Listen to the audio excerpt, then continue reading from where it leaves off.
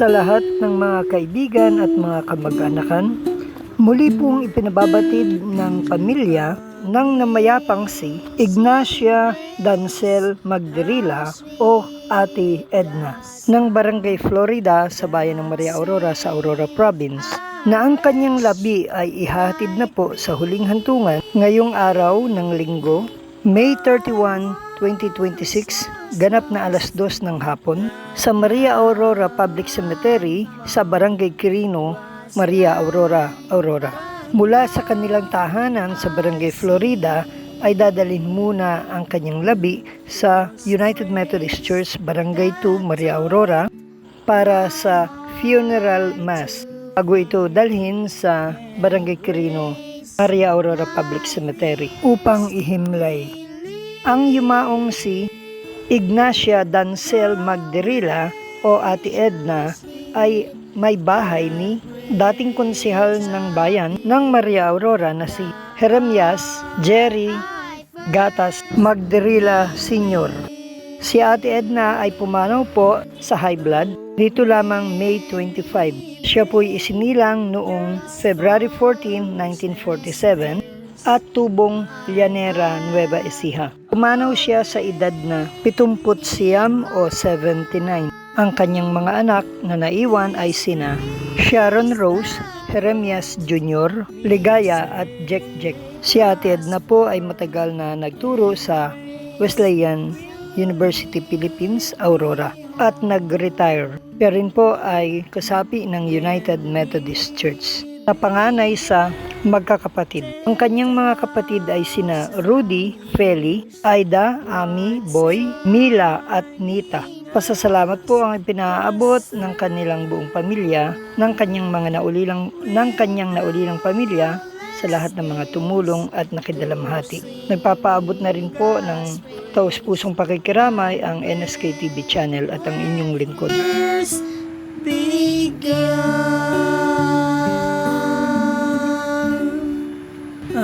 Amazing grace, how sweet the sound that saved a wretch like me. I once was lost, but how I'm found, was blind, but now I see. 'Twas grace that taught my heart to feel, and grace my fears relieve.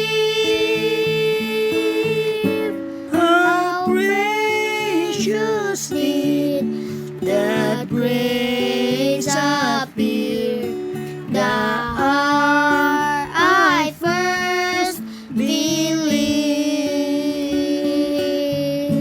Though many dangers. Hanap niyo ba yung mga masasarap na bigas na ihahain sa inyong hapagkainan? O nais niyo ring magtinda sa inyong sari-sari o rice dealer store?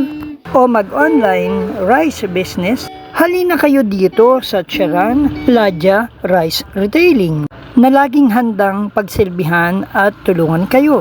Available sa kanila ang masasarap, malalambot, de kalidad, napakagagandang uri ng mga bigas na pawang inani sa lalawigan ng Aurora. Kaya't ito'y first class at hindi durug-durug na nasa tamang presyo at husto pa sa timbang.